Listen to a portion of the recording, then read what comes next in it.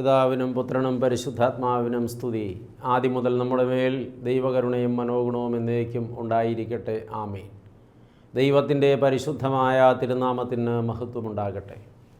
കർത്താവായ യേശുക്രിസ്തുവിൽ ഏറ്റവും സ്നേഹമുള്ള വാത്സല്യമുള്ള ദൈവമക്കളെ, ഒരിക്കൽ കൂടെ നമ്മുടെ കർത്താവും രക്ഷിതാവുമായ മശിഹാ തമ്പുരാൻ്റെ പരിപാവനമായ പാദപീഠേ ചേർന്നിരുന്ന് അവിടുന്ന് നമുക്ക് വേണ്ടി പങ്കിടുന്ന മധുരവാക്കുകളെ നമ്മുടെ ഹൃദയങ്ങളിൽ സ്വീകരിപ്പാൻ നമുക്ക് ഭാഗ്യമൊരുക്കി തന്ന നല്ലവനായ ദൈവത്തെ സ്തോത്രം ചെയ്യാം. നമ്മുടെ ജീവിതത്തിൽ നാം ആത്മീയമായി ചിന്തിക്കുമ്പോൾ ഒരു വിശ്വാസി അനിവാര്യമായി അറിഞ്ഞിരിക്കേണ്ട, ബോധ്യപ്പെട്ടിരിക്കേണ്ട ചില യാഥാർത്ഥ്യങ്ങളുണ്ട്. അപ്പോസ്തലനായ പൗലോസ് പ്രത്യേകിച്ചും താൻ അറിഞ്ഞ, തനിക്ക് ബോധ്യപ്പെട്ട യാഥാർത്ഥ്യങ്ങളെ പലപ്പോഴായി തൻ്റെ ലേഖനങ്ങളിലൂടെ പങ്കിടുന്നുണ്ട്. പൗലോസ്ലീഹ ഈ ബോധ്യം ആയി പറയുന്ന കാര്യങ്ങളെല്ലാം നമ്മുടെ ജീവിതത്തിലും ബോധ്യപ്പെട്ടിരിക്കേണ്ടവ തന്നെയാണ്. നമ്മൾ ഒരു വിശ്വാസി എന്ന നിലയിൽ അറിഞ്ഞിരിക്കേണ്ട വളരെ ഗഹനമായ ചില ബോധ്യങ്ങളും ചില പാഠങ്ങളുമൊക്കെ ഉണ്ട് നമ്മുടെ ജീവിതത്തിൽ. റോമാലേഖനം 6-ാം അധ്യായത്തിൽ അപ്പോസ്തലനായ പൗലോസ് വളരെ വ്യക്തമായ ചില പഠിപ്പിക്കലുകൾ നമുക്ക് നൽകുന്നുണ്ട്. 6-ാം അധ്യായത്തിൻ്റെ ആരംഭവാക്യങ്ങളിൽ വിശുദ്ധ മാമോദീസായെക്കുറിച്ച് പഠിപ്പിക്കുമ്പോൾ അപ്പോസ്തലനായ പൗലോസ് ഒരു ബോധ്യത്തെക്കുറിച്ച്, പരിജ്ഞാനത്തെക്കുറിച്ച് വ്യക്തമായി പറയുന്നുണ്ട്. അതിൻ്റെ 3-ാമത്തെ വാക്യത്തിൽ അപ്പോസ്തലൻ ഇങ്ങനെ എഴുതി: യേശുക്രിസ്തുവിനോട് ചേരുവാൻ സ്നാനമേറ്റവരായ നാം എല്ലാവരും അവൻ്റെ മരണത്തിൽ പങ്കുകാരാകുവാൻ സ്നാനമേറ്റിരിക്കുന്നു എന്ന് നിങ്ങൾ അറിയുന്നില്ലയോ? അപ്പോൾ അറിയേണ്ട ഒരു വലിയ കാര്യമാണ് ഇവിടെ പറഞ്ഞത്. 2 ചിന്തകൾ ആ വാക്യത്തിലുണ്ട്. ഒന്ന്, ഞാൻ യേശുക്രിസ്തുവിനോട് ചേരുവാനാണ് മാമോദീസ സ്വീകരിച്ചിരിക്കുന്നത്. മാമോദീസ സ്വീകരിച്ച വ്യക്തി എന്ന നിലയിൽ ഞാൻ യേശുക്രിസ്തുവിനോട് ചേർന്ന ആളാണ്. ഞാൻ യേശുക്രിസ്തുവിൽ ആക്കപ്പെട്ടയാളാണ്. യേശുക്രിസ്തുവിൽ ഒന്നായി ചേർക്കപ്പെട്ടയാളാണ്. അതിലൂടെ എനിക്ക് യേശുക്രിസ്തുവുമായി ഒരാഴമേറിയ ബന്ധമുണ്ടായിത്തീർന്നിരിക്കുന്നു. ഞാനും യേശുക്രിസ്തുവൻ രണ്ടല്ല ഒന്നാണെന്ന് വരത്തക്കവണ്ണം ഞാൻ യേശുവിൽ ചേരുകയാണ് ചെയ്തത്. യേശുവിൽ ചേർന്നാൽ പിന്നെ അവിടെ ഞാനെന്നോ യേശുവെന്നോ രണ്ടാളില്ല. ഞാൻ യേശുവിലാണ്, യേശു എന്നിലാണ്. വിശുദ്ധ മാമോദീസായിലൂടെ എൻ്റെ ജീവിതത്തിൽ സംഭവിച്ചിരിക്കുന്ന വിലപ്പെട്ട ഒരു സംഗതിയാണത്. ഞാൻ യേശുവിൽ ചേർക്കപ്പെട്ടിരിക്കുന്നു. ഒരു വിശ്വാസി ഈ ഭൂമിയിൽ ജീവിക്കുന്ന നാളുകളിലെല്ലാം താൻ എന്ത് സംസാരിക്കുമ്പോഴും, എന്ത് പ്രവർത്തിക്കുമ്പോഴും, എന്ത് തിന്നുമ്പോഴും, എന്ത് കുടിക്കുമ്പോഴും, ഏത് പ്രവൃത്തിയിൽ ഏർപ്പെടുമ്പോഴും ഉള്ളിൻ്റെ ഉള്ളിൽ ഒരു ബോധമുണ്ടായിരിക്കണം: ഞാൻ യേശുക്രിസ്തുവിൽ ചേർക്കപ്പെട്ട വ്യക്തിയാണ്. യേശുവിനോട് ചേരുവാനാണ് ഞാൻ മാമോദീസ സ്വീകരിച്ചത്. ആ മാമോദീസായിലൂടെ ഞാൻ ക്രിസ്തുവിൽ ചേരപ്പെട്ടിരിക്കുന്നു. എനിക്ക് ഞാനെന്ന വ്യക്തി എന്ന നിലയിൽ സ്വതന്ത്രമായൊരു നിൽപ്പല്ല പിന്നെ ഉള്ളത്.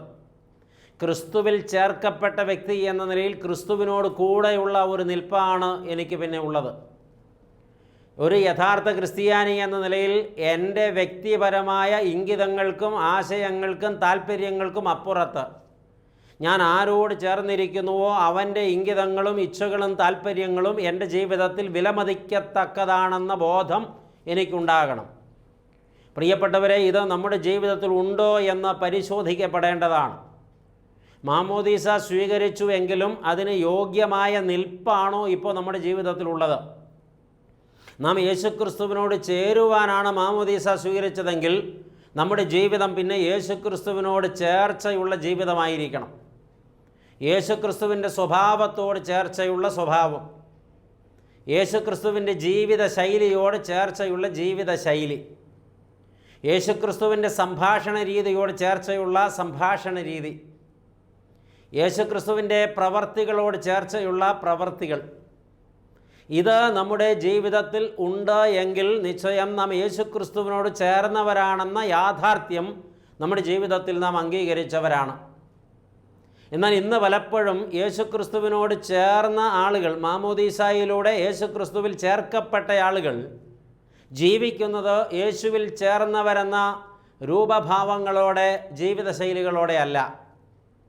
എന്നുവെച്ചാൽ സ്വീകരിക്കപ്പെട്ട മാമോദീസായിലൂടെ സിദ്ധിച്ചു കിട്ടിയതായ ആ ആഴമേറിയ ആത്മബന്ധം നമ്മൾ ഇന്ന് പാലിക്കുന്നില്ല. നാം സ്വീകരിച്ച മാമോദീസായെ നാം തന്നെ അലക്ഷ്യമാക്കി കളയുന്നവരായി മാറുന്നു. വ്യക്തമായി നമുക്ക് ആ ഒരു പരിജ്ഞാനമുണ്ടാകണം പ്രിയപ്പെട്ടവരെ. ഈ പരിജ്ഞാനം നമ്മിലുണ്ടെങ്കിൽ അന്ത്യം വരെ യേശുവിനോട് ചേർന്ന് ജീവിക്കുന്നവരും ശാശ്വതമായി യേശുവിനോട് ചേരുവാൻ കാക്ഷിക്കുന്നവരുമായി നാം ആയിരിക്കും. നമ്മുടെ ജീവിതത്തിലെ പ്രധാനപ്പെട്ട അജണ്ട അതായിരിക്കും. ചേർന്ന് പോകണം നാം കർത്താവിനോട്, എല്ലാ അർത്ഥത്തിലും ചേർന്ന് പോകണം നാം കർത്താവിനോട്. 2 പേർ വിവാഹിതരായി, 2 മാതാപിതാക്കളുടെ മക്കളായി, 2 സ്ഥലങ്ങളിൽ ജനിച്ച്, 2 കുടുംബ പശ്ചാത്തലത്തിൽ വളർന്ന്, 2 സാംസ്കാരിക നിലവാരത്തിൽ അവരുടെ ജീവിതം ചിട്ടപ്പെടുത്തി, 2 തലങ്ങളിൽ വിദ്യാഭ്യാസം ചെയ്ത 2 വ്യക്തികൾ ഒന്നായി ചേരുമ്പോഴാണ് ഒരു കുടുംബമുണ്ടാകുന്നത്. ഈ കുടുംബമുണ്ടാകാൻ വേണ്ടി അവർ ഒന്നായി ചേർന്നാൽ പിന്നെ അവരുടെ വ്യക്തിപരമായ താല്പര്യങ്ങളും ആശയങ്ങളും ഇച്ഛകളും അഭിലാഷങ്ങളും പൂർവമായി അവരിലുണ്ടായിരുന്ന അടിസ്ഥാന സ്വഭാവങ്ങൾ അങ്ങനെ തന്നെ നിലനിർത്തിക്കൊണ്ട് ആ കുടുംബത്തെ മുന്നോട്ട് കൊണ്ടുപോകാൻ ശ്രമിച്ചാൽ അവർ പരാജയപ്പെടും. ഇന്ന് ഒരുപാട് കുടുംബങ്ങളിൽ സംഭവിച്ച പരാജയത്തിൻ്റെ അടിസ്ഥാന കാരണം അതുതന്നെയാണ്. ആരും അവരവരുടെ സ്ഥായിയായ നിലപാടിൽ നിന്ന് അണുവിട വ്യതിചലിക്കാൻ തയ്യാറാകുന്നില്ല. പുരുഷൻ അല്ലെങ്കിൽ ഭർത്താവ് താൻ ആയിരിക്കുന്ന തൻ്റെ സ്വഭാവ രീതികളും തൻ്റെ ശൈലികളും തെല്ലും മാറ്റാനോ അഡ്ജസ്റ്റ് ചെയ്യാനോ തിരുത്താനോ തൻ്റെ പങ്കാളിയോട് ചേർന്ന് പോകേണ്ടതിന് അല്ലെങ്കിൽ തൻ്റെ പങ്കാളിക്ക് പ്രാപ്തയാകേണ്ടതിന് എൻ്റെ വ്യക്തിപരമായ ജീവിതത്തിൽ ഞാൻ മാത്രം അനുഭവിച്ചിരുന്ന, കണ്ടിരുന്ന, കേട്ടിരുന്ന, ബോധ്യപ്പെട്ടിരുന്ന ചില സംഗതികളിൽ ഞാൻ മാറ്റം വരുത്തേണ്ടതുണ്ട് എന്ന ബോധം ഇല്ലാതെ പോകുന്നിടത്താണ് വിവാഹിതരായി ഒന്നായി ജീവിക്കാൻ തീരുമാനിച്ച് ഒന്നായി ചേർക്കപ്പെട്ടെങ്കിലും 2ആയി ചിന്തിക്കുകയും 2ആയി ജീവിക്കുകയും 2ആയി പിരിയുകയും ചെയ്യുവാനിട വരുന്നതിൻ്റെ കാരണം. പ്രിയപ്പെട്ടവരെ, ഈ ഒരുമിക്കൽ എന്ന് പറയുന്നത് ഒരാൾക്ക് കീഴടങ്ങുന്നതല്ല എന്നുകൂടെ മനസ്സിലാക്കണം. ദൈവം മനുഷ്യനോട് ഒരുമിക്കാൻ വേണ്ടി ഒരുപാട് ത്യാഗം ചെയ്തിട്ടുണ്ട്. സ്വർഗാതിസ്വർഗത്തിലായിരുന്നു അവൻ്റെ വാസം. കോടിക്കണക്കിന് ദൂതന്മാർ അവനെ ആരാധിക്കുന്നുണ്ടായിരുന്നു. അവൻ മഹാമഹത്വത്തിൽ വസിച്ചവനായിരുന്നു. അവൻ ആർക്കും ഉൾക്കൊള്ളാനാകാത്ത അപരിമിതനായിരുന്നു. എന്നാൽ അതെല്ലാം ഈ മനുഷ്യനെ പ്രാപിക്കാനുള്ള, മനുഷ്യനോട് ഒന്നാകാനുള്ള ത്വരയുടെ പേരിൽ യേശു വേണ്ടെന്ന് വെച്ചു. സ്വർഗത്തിലെ മഹത്വം അവൻ വെടിഞ്ഞു. ദൂതന്മാരുടെ ആരാധന അവൻ വേണ്ടെന്ന് വെച്ചു. താഴേക്കിറങ്ങാൻ അവന് മനസ്സായി.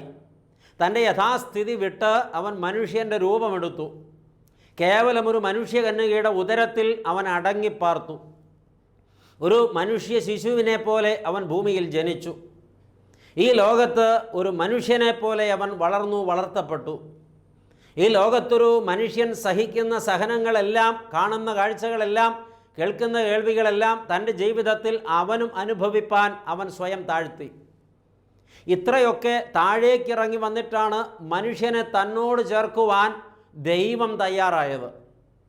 അപ്പോൾ മനുഷ്യൻ ഈ ദൈവീക ത്യാഗത്തിൻ്റെ ബാക്കിപത്രമായി ദൈവത്തോട് ചേർക്കപ്പെടുകയാണ് ചെയ്തത്. ദൈവം ഇത്രമാത്രം താണിറങ്ങി വന്ന മനുഷ്യനോട് താതാത്മ്യപ്പെട്ടെങ്കിൽ മനുഷ്യൻ തൻ്റെ വ്യക്തിപരമായ ചിന്തകളും സ്ഥായിപ്പെട്ടുപോയ ഭാവങ്ങളുമൊക്കെ മാറ്റിവെച്ചിട്ട് ദൈവത്തോടൊന്നാകാനായിട്ട് പരിശ്രമിക്കണം. ഈ ഒന്നാകൽ സാധ്യമാകാത്തിടത്ത് ഞാൻ ശരിക്കും അറിഞ്ഞിരിക്കേണ്ട ഒരു പരമസത്യം ഞാൻ അറിയാതെ പോകുന്നുണ്ട്. ഒരു കുടുംബമായി ചേർക്കപ്പെട്ടിട്ടും 2 വ്യക്തികളും 2 വ്യക്തിത്വങ്ങളുമായി ജീവിക്കുന്ന ദമ്പതിമാരെ അവർ തന്നെ പരാജയപ്പെടുത്തുന്നത് പോലെ ക്രിസ്തുവിൽ ഒന്നായി ചേർക്കപ്പെട്ടവരെങ്കിലും ക്രിസ്തുവിൽ ഒന്നായി നിൽക്കാത്തത് കൊണ്ട് ക്രിസ്തുവിനോട് ഭിന്നിച്ച് കഴിയുന്നവരായി നാം മാറുന്നു. ഞാൻ അറിയണം, ഞാൻ ക്രിസ്തുവിൽ ഒന്നായി ചേർക്കപ്പെട്ടയാളാണ്. മാമോദീസായിലൂടെ സംഭവിച്ച ഒന്നാമത്തെ കാര്യം ഞാൻ ക്രിസ്തുവിൽ ചേർക്കപ്പെട്ടു എന്നുള്ളതാണ്. ക്രിസ്തുവിനോട് ഒന്നാകുവാനാണ് ഞാൻ മാമോദീസ സ്വീകരിച്ചത്. ആ ക്രിസ്തുവിൽ ഒന്നാക്കപ്പെട്ട ഞാൻ എൻ്റെ വ്യക്തിപരമായ കാഴ്ചപ്പാടുകൾക്കല്ല പിന്നെ പ്രാധാന്യം കൊടുക്കേണ്ടത്. അവിടെ വേറൊരു കാര്യം കൂടെ പ്രത്യേകം ശ്രദ്ധിക്കേണ്ടതുണ്ട്. കുടുംബം ശാശ്വതമായി സന്തോഷത്തിൽ നിലനിൽക്കണമെങ്കിൽ ഭർത്താവ് ഭാര്യയുടെ താല്പര്യങ്ങൾക്ക് മുൻതൂക്കം കൊടുക്കണം. ഭാര്യ ഭർത്താവിൻ്റെ താല്പര്യങ്ങൾക്ക് മുൻതൂക്കം കൊടുക്കണം. സ്വന്തം താല്പര്യങ്ങളെ തീർത്തും ഹനിക്കണമെന്നല്ല, പങ്കാളിയുടെ താല്പര്യത്തിന് മുൻതൂക്കം കൊടുക്കണം. എന്ന് വെച്ചാൽ പങ്കാളി ബഹുമാനിക്കപ്പെടണം, പങ്കാളി ആദരിക്കപ്പെടണം, പങ്കാളി മുറിവേൽക്കാനിടയാകരുത്, പങ്കാളി തൻ്റെ പങ്കാളിയുടെ നിലപാട് മൂലം മനസ്സിടിഞ്ഞ ഒരു വ്യക്തിയായി പോകാനിടയാകരുത്. അങ്ങനെ സംഭവിക്കുമ്പോഴാണ് അവിടെ ഉൾക്കൊള്ളാനാകാത്ത സാഹചര്യങ്ങൾ വരുന്നതും കലഹങ്ങൾ ഉണ്ടാകുന്നതും ഭിന്നതകൾ ഉണ്ടാകുന്നതും പിന്നെ അത് പിരിഞ്ഞു മാറലായി തീരുന്നതും. ദൈവവുമായി ചേരുവാൻ മാമോദീസ സ്വീകരിച്ച ഞാൻ ആ ക്രിസ്തുവിനോട് ചേർന്ന് അവൻ്റെ ഹിതമനുസരിച്ച് വേണം ജീവിക്കാൻ. മനുഷ്യൻ്റെ ഹിതം മനസ്സിലാക്കി, മനുഷ്യൻ്റെ നിസ്സഹായത മനസ്സിലാക്കി മനുഷ്യനോട് ചേരുവാൻ താണിറങ്ങി വന്ന കർത്താവ് ഇപ്പോഴും മനുഷ്യന് അനുകൂലമായിട്ടാണ് നിൽക്കുന്നത്. എന്ന് വെച്ചാൽ മനുഷ്യൻ്റെ ദുഷ്ചെയ്തികൾക്ക് അനുകൂലമെന്ന് ആരും തെറ്റിദ്ധരിക്കരുത്. അങ്ങനെ ആകണമെന്ന് ആഗ്രഹിക്കുകയോ വ്യാഖ്യാനിക്കുകയോ ചെയ്യരുത്. മറിച്ച് മനുഷ്യന് അനുകൂലമായിട്ടാണ് എല്ലാ നിലപാടുകളും ദൈവം എടുക്കുന്നത്. പാപം ചെയ്തിട്ട് ശിക്ഷിക്കാത്തത് അതുകൊണ്ടാണ്, വീണു പോകുമ്പോൾ താങ്ങുന്നത് അതുകൊണ്ടാണ്. ദൈവം ഒരു മനുഷ്യൻ്റെ ജീവിതത്തിൽ തകർച്ചകളുടെ പരമ്പര സംഭവിക്കുമ്പോഴും തള്ളിക്കളയാത്തത് അതുകൊണ്ടാണ്. മനഃപൂർവ്വം നിഷേധിച്ച് ദൈവത്തോട് മത്സരിച്ചാണ് മനുഷ്യൻ പലപ്പോഴും സ്വയംകൃതാനർത്ഥങ്ങളിൽ പെട്ടുപോകുന്നതെങ്കിലും അവിടെയും സംരക്ഷകൻ ദൈവമാണ്. എന്ന് വെച്ചാൽ ദൈവം മനുഷ്യൻ്റെ പക്ഷത്തേക്ക് ചാഞ്ഞു നിൽക്കുകയാണ്. ഇവിടെ ഞാൻ അറിയേണ്ട ഒരു കാര്യം, ഞാൻ ദൈവപക്ഷത്തേക്ക് ചാഞ്ഞിട്ടുണ്ടോ? എന്നെ ഇത്രത്തോളം സ്നേഹിച്ച് തന്നോട് ചേർത്ത് വെച്ച ദൈവത്തിൻ്റെ താല്പര്യം സംരക്ഷിക്കുന്നതിൽ ഞാൻ എത്രത്തോളം വിജയിച്ചിട്ടുണ്ട്? ഇവിടെ ഞാൻ പരാജയപ്പെട്ടു പോയി എങ്കിൽ എൻ്റെ ക്രിസ്തീയ ജീവിതത്തിൽ ഞാൻ അറിയേണ്ട വിലപ്പെട്ട ഒരു കാര്യം ഞാൻ അറിയാതെ പോയിരിക്കുന്നു. ഞാൻ ക്രിസ്തുവിൽ ചേർക്കപ്പെട്ട വ്യക്തിയാണ്. ക്രിസ്തുവിൻ്റെ ഹിതമാണ് എൻ്റെ ജീവിതത്തിൽ യാഥാർത്ഥീകരിക്കപ്പെടേണ്ടത്. ഞാനത് അങ്ങനെ തന്നെ യാഥാർത്ഥ്യമാക്കി തീർക്കണം. അതുകൊണ്ട് നമ്മുടെ ക്രൈസ്തവ ജീവിതത്തെ നാം ഇനിയും ആഴത്തിൽ വിലയിരുത്തി പഠിക്കണം. ക്രിസ്തുവിനോട് ചേർന്ന വ്യക്തിയാണ് ഞാൻ. ക്രിസ്തുവിനോട് ചേർന്നാണോ ഞാൻ ഇരിക്കുന്നത്? ക്രിസ്തുവിനോട് ചേർന്നാണോ ഞാൻ ചരിക്കുന്നത്? ക്രിസ്തുവിനോട് ചേർന്നാണോ ഞാൻ ചിന്തിക്കുന്നത്? ക്രിസ്തുവിന് യോഗ്യമാം വണ്ണമാണോ ഞാൻ ഭക്ഷിച്ച് പാനം ചെയ്യുന്നത്? ക്രിസ്തുവിന് യോഗ്യമാം വണ്ണമാണോ ഞാൻ ജീവിക്കുന്നത്? ഇത് പരിശോധിക്കപ്പെടേണ്ട കാര്യമാണ്. അപ്പോൾ ഒന്നാമത് അപ്പോസ്തലൻ പറഞ്ഞു, അറിയുക, ദൈവ പൈതലെ സ്വയം അറിയുക, എല്ലാവരും അറിയുക, ഞാൻ ക്രിസ്തുവിനോട് ചേർന്ന വ്യക്തിയാണ്. ആ ചേരലിന് വേണ്ടിയാണ് ഞാൻ മാമോദീസ സ്വീകരിച്ചിട്ടുള്ളത്. മാമോദീസായിലൂടെ ഞാൻ ക്രിസ്തുവിനോട് ഒന്നാക്കപ്പെട്ട വ്യക്തിയാണ്. ക്രിസ്തു എന്നോടും ഒന്നാക്കപ്പെട്ടിരിക്കുന്നു.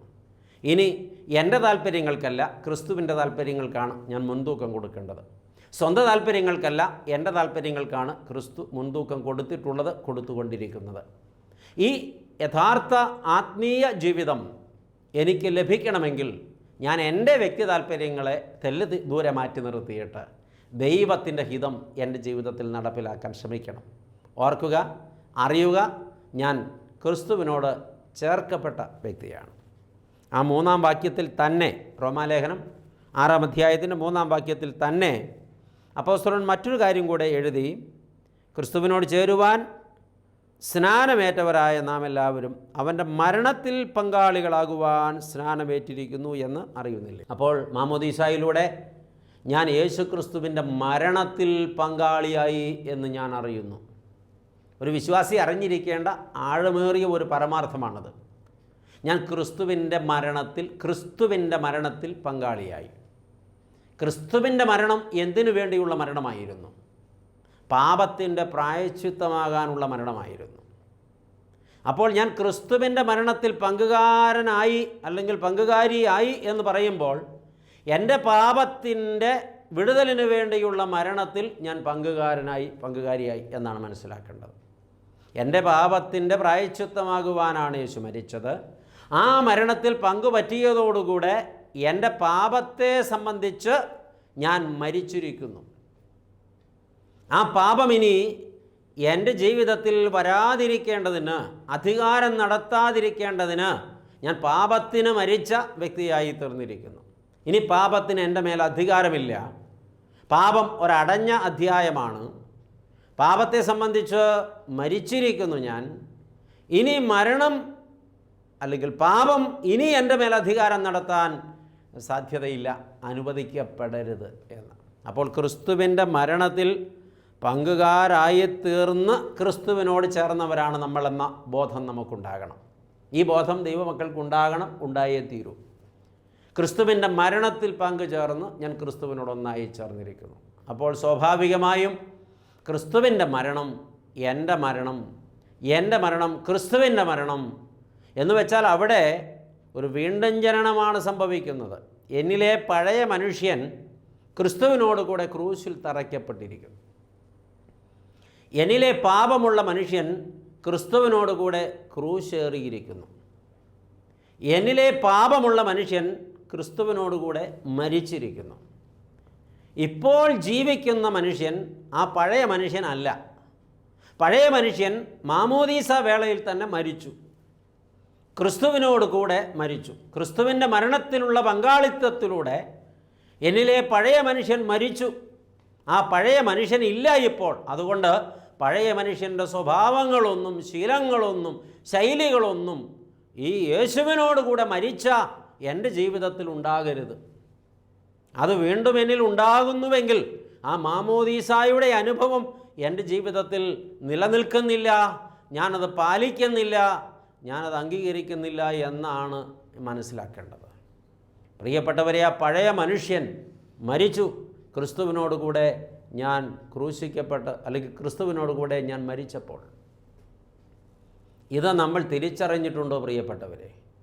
മാമോദീസ പ്രാപിച്ച ഒരു ദൈവ പൈതലിൻ്റെ ജീവിതത്തിൻ്റെ വില എത്ര വലുതാണെന്ന് അവിടെയാണ് നമ്മൾ അറിയേണ്ടത്. ഒരു വിശ്വാസി അനിവാര്യം അറിഞ്ഞിരിക്കേണ്ട പരമയാഥാർത്ഥ്യങ്ങളാണ് ഈ പറയുന്നത്. ഞാൻ മരിച്ചയാളാണ് പാപത്തെ സംബന്ധിച്ച്, ക്രിസ്തുവിനോട് കൂടെ.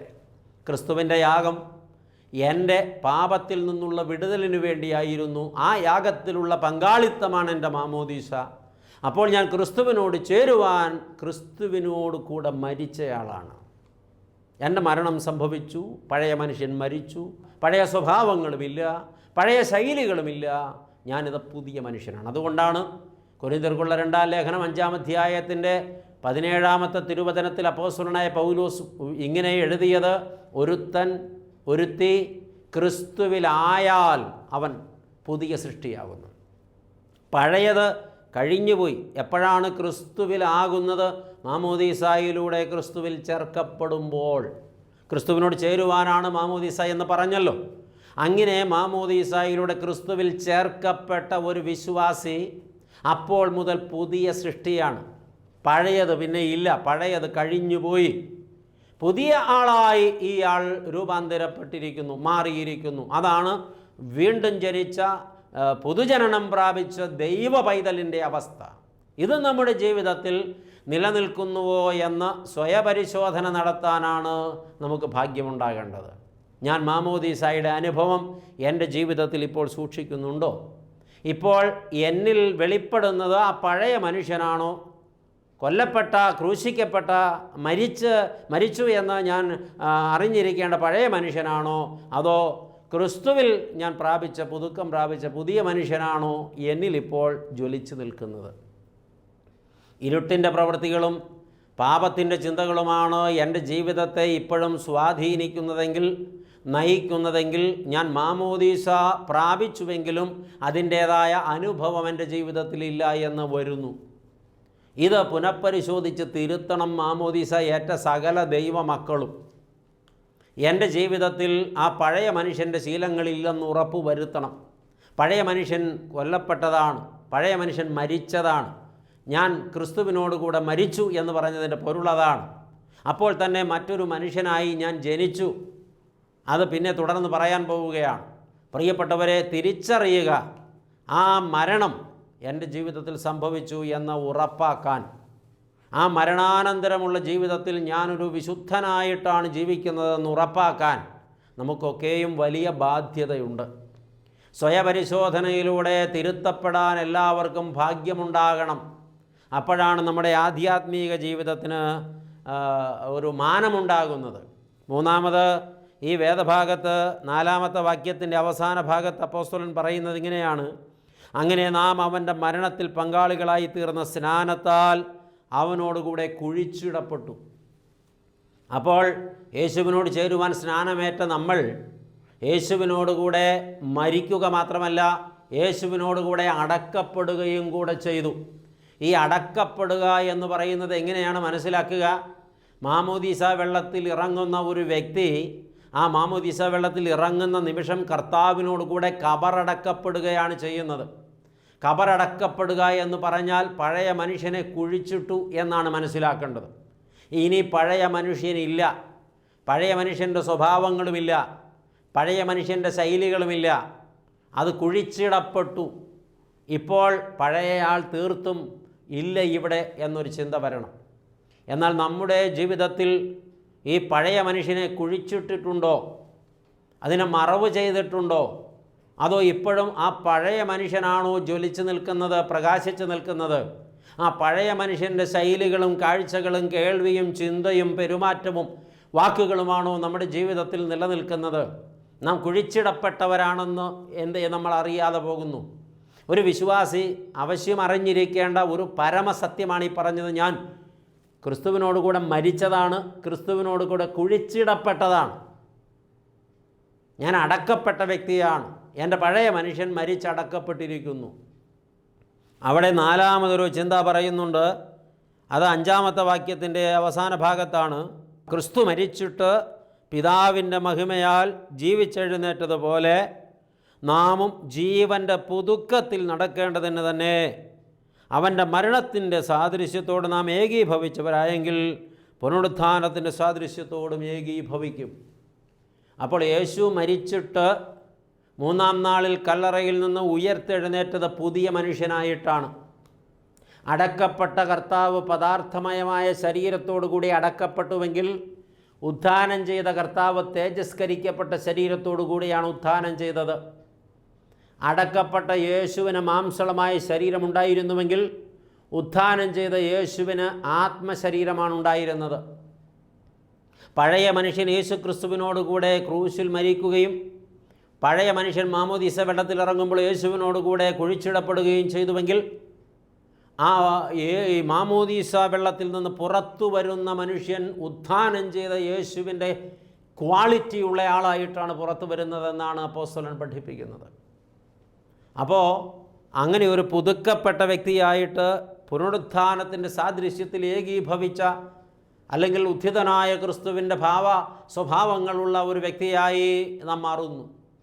ഇതാണ് ശരിക്കും മാമോദീസായിലൂടെ സംഭവിച്ചത്. പഴയ മനുഷ്യൻ മരിച്ചു, പഴയ മനുഷ്യൻ അടക്കപ്പെട്ടു, പുതിയ മനുഷ്യൻ ഉയർത്തെഴുന്നേറ്റു, പുതിയ മനുഷ്യൻ ജീവിക്കുന്നു. ഈ പുതിയ മനുഷ്യനാണ് ആത്മീക ജീവനുള്ള ദൈവ പൈതൽ. പഴയ മനുഷ്യൻ മനുഷ്യൻ്റെ സന്തതിയാണ്, പുതിയ മനുഷ്യൻ ദൈവത്തിൻ്റെ സന്തതിയാണ്. പഴയ മനുഷ്യൻ ആദാമിൻ്റെ സന്തതിയാണ്, പുതിയ മനുഷ്യൻ ക്രിസ്തുവിൻ്റെ സന്തതിയാണ്. ഈ പുതുക്കപ്പെടൽ എൻ്റെ ജീവിതത്തിൽ സംഭവിച്ചു എന്ന് ഞാൻ അറിയണം. ഇത് സംഭവിച്ചത് ഞാൻ അവനോടുകൂടെ ക്രൂശിക്കപ്പെട്ടത് മുഖാന്തിരമാണ്. അപ്പോൾ മാമോദീസായിലൂടെ അടിസ്ഥാനപരമായി സംഭവിച്ചത് ഞാൻ യേശു ക്രിസ്തുവിൽ ഒന്നാക്കപ്പെടുക എന്നുള്ളതാണ്. യേശു ക്രിസ്തുവിൽ ഒന്നാക്കപ്പെടുവാൻ, അതിൻ്റെ പൂർണ്ണതയിലെത്തുവാൻ വേണ്ടി ഞാൻ യേശു ക്രിസ്തുവിനോടുകൂടെ ക്രൂശിൽ തറയ്ക്കപ്പെട്ടു, കുരിശേറ്റപ്പെട്ടു. ഞാൻ യേശു ക്രിസ്തുവിനോടുകൂടെ മരിച്ചു. ഞാൻ യേശു ക്രിസ്തുവിനോടുകൂടെ കബറടക്കപ്പെട്ടു. ഞാൻ യേശു ക്രിസ്തുവിനോടുകൂടെ പുനരുത്ഥാനം ചെയ്തു. ഇങ്ങനെ മാമോദീസ എന്ന അനുഗ്രഹീത കൂദാശയിലൂടെ ഞാൻ ക്രൂശിക്കപ്പെട്ട് മരിച്ച് അടക്കപ്പെട്ട് ഉത്ഥാനം ചെയ്ത് ക്രിസ്തുവിനോട് ചേർന്ന പുതിയ മനുഷ്യനാണ്. അതിന് യോഗ്യമായ ജീവിതശൈലി എനിക്കുണ്ടാകണം. അതാണ് എന്നിൽ നിന്ന് ദൈവം ആഗ്രഹിക്കുന്നത്. അങ്ങനെയാണ് ഞാൻ ഈ ലോകത്ത് വെളിപ്പെടേണ്ടത്. ഇതാണ് കർത്താവ് എന്നോട് ആവശ്യപ്പെടുന്നത്. ഈ പരമമായ സത്യം എനിക്ക് ബോധ്യപ്പെട്ട് കഴിയുമ്പോൾ എൻ്റെ ആധ്യാത്മിക ജീവിതത്തിന് വ്യക്തത കൈവരും എന്ന് ഞാൻ അറിയുന്നു. വ്യക്തമായി പറയുന്നു, ഒരു വിശ്വാസി അനിവാര്യമായി അറിഞ്ഞിരിക്കേണ്ട വളരെ പ്രധാനപ്പെട്ട ചില ചിന്തകളാണ് റോമാലേഖനം 6-ാം അധ്യായത്തിൻ്റെ ആരംഭവാക്യങ്ങളിലൂടെ പങ്കിട്ടത്. അത് നമ്മുടെ ജീവിതത്തിൽ ഉണ്ടെന്ന് ഉറപ്പ് വരുത്തുവാൻ നമുക്ക് ഭാഗ്യമുണ്ടാകട്ടെ. സമയം തീരുന്നുവല്ലോ, നമുക്ക് പ്രാർത്ഥിക്കാം. സ്നേഹവാനായ കർത്താവേ, അനുഗ്രഹീതമായ ഈ നല്ല സമയത്തിനായിട്ട് നന്ദിയോടെ സ്തോത്രം. തൃപ്പാദപീഠത്തിൽ നിൻ്റെ മക്കളെ വിളിച്ചിരുത്തി വളരെ മധുരമായും ആഴമായും അപ്പോൾ തന്നെ ശക്തമായും നീ ഞങ്ങളോട് സംവദിച്ചു കൊണ്ടിരുന്നല്ലോ. ഞങ്ങളെന്താണെന്ന്, ഞങ്ങൾ ആരാണെന്ന്, ഞങ്ങളുടെ അവസ്ഥ എന്താണെന്ന് ഞങ്ങൾ അറിഞ്ഞിരിക്കണമെന്ന് അവിടുന്ന് ആഗ്രഹിച്ചതിനാൽ ഇത് ഞങ്ങളെ കേൾപ്പിക്കുകയും ഞങ്ങളെ പഠിപ്പിക്കുകയും ഞങ്ങളെ പ്രബോധിപ്പിക്കുകയും ചെയ്തല്ലോ. ഈ കേട്ട ചിന്തകളെല്ലാം ഹൃദയത്തിൽ സ്വാംശീകരിച്ച് അതിൻ പ്രകാരം ജീവിതത്തിൽ ചിട്ടപ്പെടുത്തലുകൾ വരുത്തി യോഗ്യതയുള്ളവരും വിശുദ്ധിയുള്ളവരുമായി ജീവിപ്പാൻ ഞങ്ങൾക്ക് ഭാഗ്യം തരുമാറാകണമെന്ന് അവിടുത്തെ കൃപയോട് ഞങ്ങൾ പ്രാർത്ഥിക്കുന്നു. നല്ല കർത്താവേ, അവിടുന്ന് ആ പ്രാർത്ഥന കേട്ടതുകൊണ്ട് സ്തോത്രം. ഞങ്ങൾ നിനക്കും നിൻ്റെ പിതാവിനും പരിശുദ്ധാത്മാവിനും സ്തുതിയും സ്തോത്രവും സമർപ്പിക്കുന്നു, ഇപ്പോഴും എപ്പോഴും എന്നേക്കും തന്നെ. ആമേൻ.